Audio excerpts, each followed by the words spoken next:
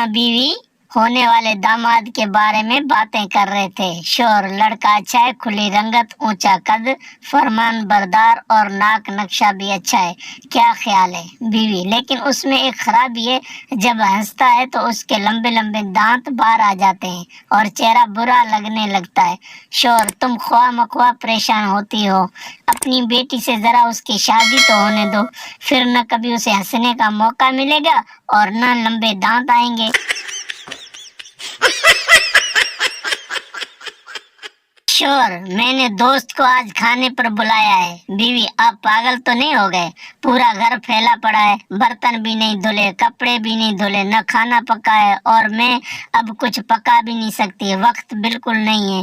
شوہر: یہ سب دکھانے کے لیے ہی تو بلا رہا ہوں، کیونکہ وہ بے وقوف شادی کرنے کا سوچ رہا ہے۔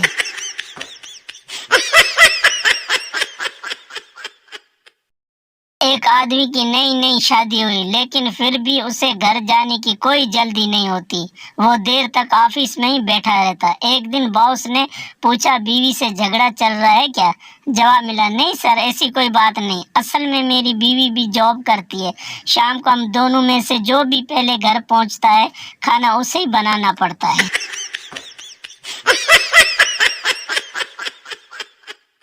بیوی شور سے: دیکھو جی، جب میں کام کر رہی ہوں نا تب رومانٹک نہ ہوا کرو۔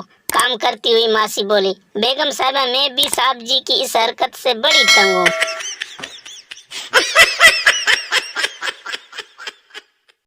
ایک آدمی نے سگریٹ خریدی تو اس پر لکھا تھا، خبردار، تمباکو نوشی مردانہ کمزوری کا باعث بن سکتی ہے۔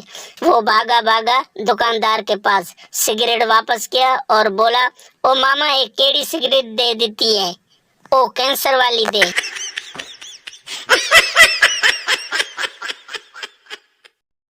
مولوی صاحب کی لو اسٹوری کا ڈراپ سین۔ وہ بہت حسین تھی، مجھے بہت پیاری لگتی تھی۔ لاسٹ فرائیڈے میں اس کے گھر گیا، وہ دروازے پر آئی، میں اسے دیکھ رہا تھا، اس نے بھی مجھے دیکھا، وہ قریب آئی تو میں نے ہمت کی اور آہستہ سے کہا، چندا۔ وہ مسکرائی، میں خوش ہو گیا۔ وہ اندر گئی اور واپس آئی اور پھر اس نے 100 روپے میرے ہاتھ پر رکھ دیے۔ میں نے حیرت سے پوچھا، یہ کیا؟ وہ مسکرا کر بولی، چندا۔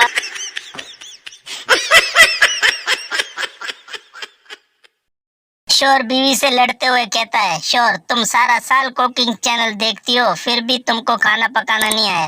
بیوی: آپ نے بھی تو ساری زندگی گندی فلمیں دیکھی اور ابھی تک یہ مارنا نہیں آیا۔